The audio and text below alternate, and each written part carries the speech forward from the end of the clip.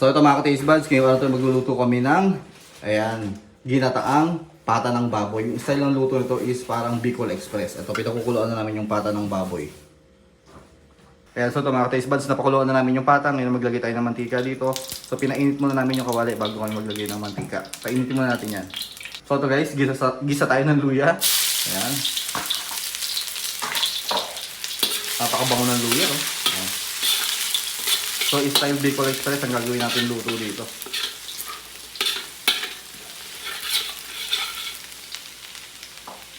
O, lagyan natin yung sibuyas bawang.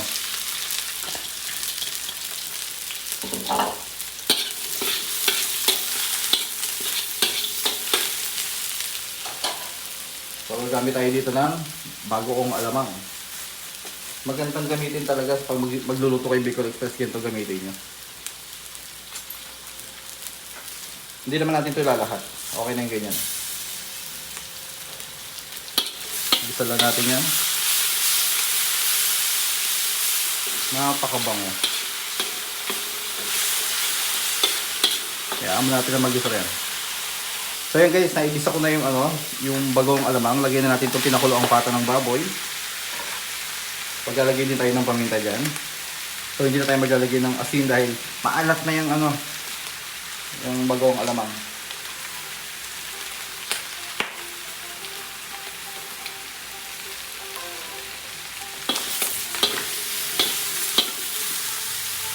Kaya maglalagay kami konting tubig para hindi masyadong tuyo. Haluin natin to. Napakasarap nito. Yung gata na gagamitin namin ito yung Coco Mama. Ayan, ito yung Coco Mama, lagyan na natin to. Dapat pala dalawang ganito yung binili namin, pero okay na yan.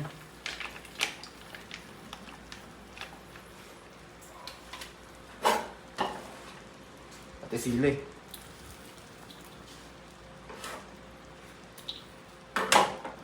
Halo. Maglalagay pa tayo dito siling green. Ayan, pe-prepare ko lang yung siling green. Sarap yan. Hindi naman masyadong maanghang itong nabili namin sili. Ayan. Tsura pa lang ha. Sarap na. Ito mga taste buds, siling green. Halo na rin natin yan. Pampakulay. Pero nagpapaanghang din yan saka nagpapasarap. Pag ganyan, ang Bicol Express hindi nyo nilagyan ng siling green, parang hindi siya may Bicol Express. Parang ganun. Diba? Ayan ha. O para sa mga expert dyan sa Bicol Express, ito ginawa ko lang namang pata. Para maiba-iba naman. Pakuluan na lang natin yan, then luto na yan kagad. So ito na guys, Bicol Express na pata ng baboy. Ayan napakasarap yan. Subukan nyo din to guys.